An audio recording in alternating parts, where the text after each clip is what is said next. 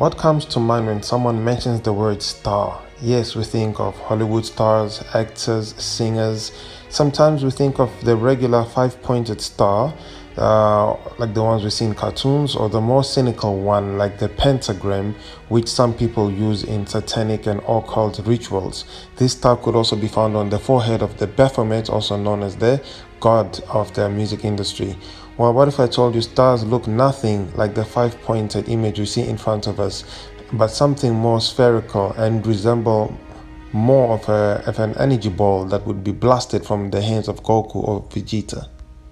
Well, the word star has many derivatives and it comes from the word Aster, which means star in Greek. Well, Asteria was the Titan goddess of the falling stars and perhaps of the nighttime divinations. She is also the mother of Hecate, who is basically known as the goddess of witchcraft. And as we can see, she's over here being depicted in the movie Suicide Squad. Well, back in the day, as we know, there was a war between the gods of Olympus, who resided on the Mount of Olympus, between them and other gods, if you may, but they were called Titans. So basically, the age-old good versus evil story. So it goes to say that the gods of Olympus came down, fought the Titans, and eventually entrapped them all, and the gods were victorious. Now, this can also be seen depicted in movies such as The Immortals. So the reason I bring this up is to let you know that not only Hollywood, but the world at large still very much honors and respects these ancient gods and ancient religions as well. In fact, these things dictate our day-to-day lives. For example, if you look at the sporting brand Nike or Nike, that's actually a goddess. So the same goes for so many other brands, so many other names of things. For example, if you look at the juice company Ceres, that's also another goddess. So this is to bring me back to Asteria, the goddess of the stars.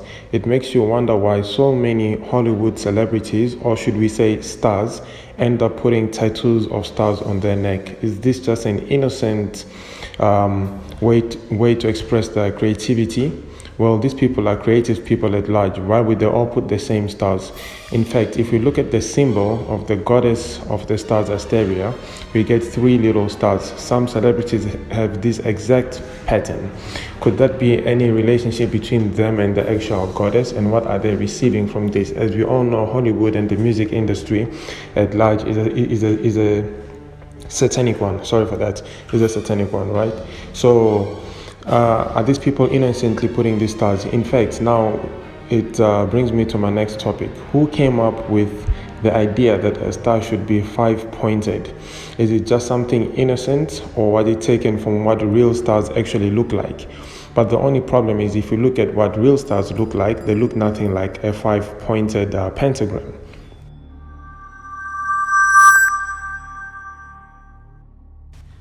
So this brings me now to my next point, which is the flag of America. So basically, the United States, the flag has 50 stars, which represents the 50 states, and 13 stripes, which represent the former 13 colonies, or at least that's the official stories. Now, if we look at numbers, 1 year equates to an anniversary. That's why we get like the words like annually. 10 years, a decade, 1,000 years, a millennium, and so forth. So you get the picture.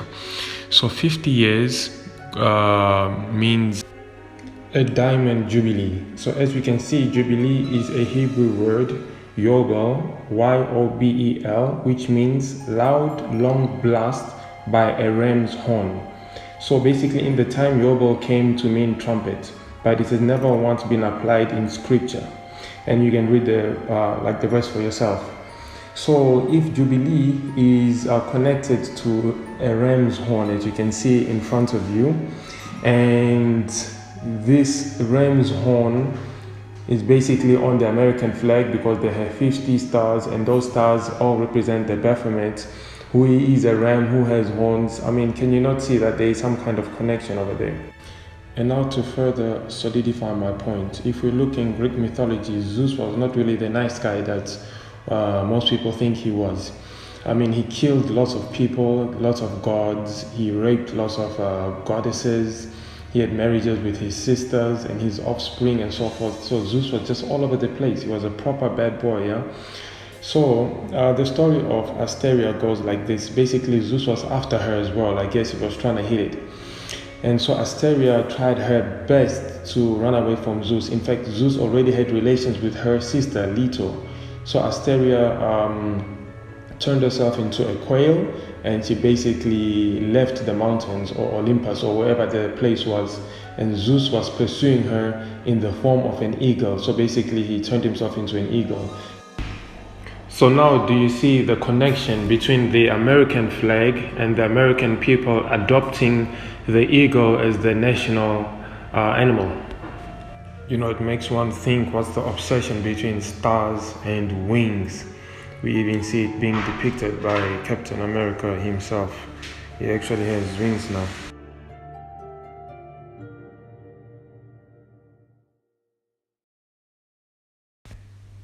And now finally, for those who have stayed this long, this is what real stars actually look like.